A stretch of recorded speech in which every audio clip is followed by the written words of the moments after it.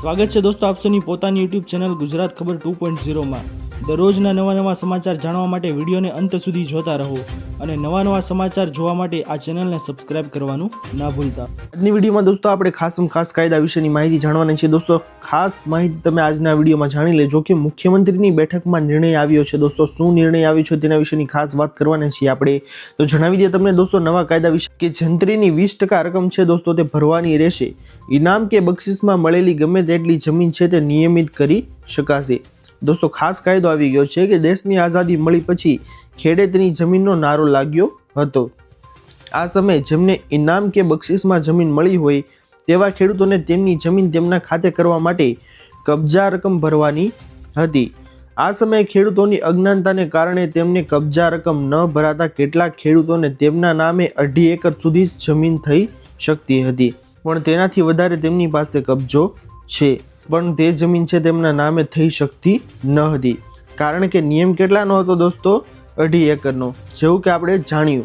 હવે દોસ્તો આવા ખેડૂતો છે તેમની માલિકીની નથી તે જમીન। આવા ખેડૂતોને વધારે હશે તો પણ તેમના નામે નિર્ણય રાજ્ય સરકારે કર્યો છે, તેથી તેમના નામે દોસ્તો 2.5 એકર કરતાં વધારે જમીન હોય તો પણ તેમના નામે થઈ શકે નહીં। આ માટે વર્તમાન જંત્રીના 20% રકમ ભરીને જમીન માલિકી હક ખેડૂતો મેળવી શકશે, તેવો નિર્ણય રાજ્ય સરકારે કર્યો છે। જી હા દોસ્તો, તમને ખાસ માહિતી એ જણાવી દઈએ કે રાજ્ય સરકાર દ્વારા મહત્વનો નિર્ણય કરવામાં આવ્યો છે કે જે નિયમ હતો કે ઇનામ કે બક્ષિસમાં મળેલી જમીન છે તે 2.5 એકર કરતાં વધારે હોય તો તે ખાતે થઈ શકે નહીં, તો આવાની અંદર સરકારે તેનો તોડ છે તે લાવ્યો છે અને જણાવ્યું છે કે 20% રકમ છે જંત્રીની તે ભરવાની રહેશે તમારે, અને તે ભર્યા બાદ જે બાકી વધતી જમીન છે તે પણ તમારા ખાતે થઈ શકશે તેવું જણાવવામાં આવ્યું છે દોસ્તો। અને જણાવી દઈએ આપસોને દોસ્તો કે મુખ્યમંત્રી ભૂપેન્દ્ર પટેલના અધ્યક્ષ સ્થાને મળેલી બેઠકમાં નિર્ણય કર્યો છે અને આઝાદી કરનાર, નોકરી કરનાર અને પછી મંદિરના પૂજારીઓ અને ચાકરી સલામી આપનાર વ્યક્તિઓને તેમના કામના બદલામાં ઇનામ સ્વરૂપે જમીન આપવામાં આવતી હતી। આઝાદી બાદ જમીન ખેડનારને જમીન તેમના ખાતે કરી દેવામાં આવી હતી, જેના પરિણામે મધ્યસ્થી નાબૂદી થઈ હતી અને ખેડનારને સ્વતંત્ર રીતે જમીનના હક છે દોસ્તો તે મળી ગયા હતા।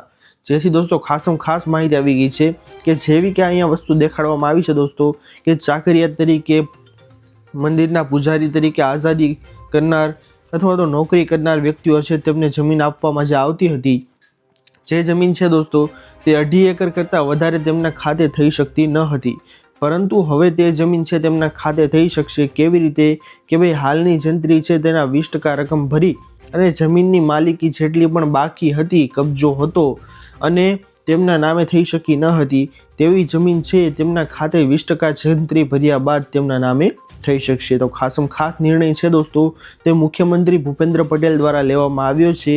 તો દોસ્તો આ હતી આજની તમામ ખેડૂતો, તમામ લોકોને કામ લાગી શકે તેવી ખાસ અને મોટી માહિતી। આશા કરું છું દોસ્તો કે આપ સૌને આ માહિતીઓ છે તે પસંદ આવી હશે। જો પસંદ આવી હોય તો વિડીયોને લાઇક કરવાનું ભૂલતા નહીં। ચેનલ પર નવા આવ્યા હો તો અમારી ચેનલ ગુજરાત ખબર 2.0 ને સબસ્ક્રાઇબ કરી અને બાજુમાં આપેલા બેલ આઇકનને પણ પ્રેસ કરી દેજો, જેના લીધે આવી જ ખેડૂતોને લગતી મહત્વની માહિતી આપ સૌને આ ચેનલના માધ્યમથી મળતી રહે। તો દોસ્તો મળી હવે પછીના વિડીયોમાં, ત્યાર સુધી જય હિન્દ, જય ભારત।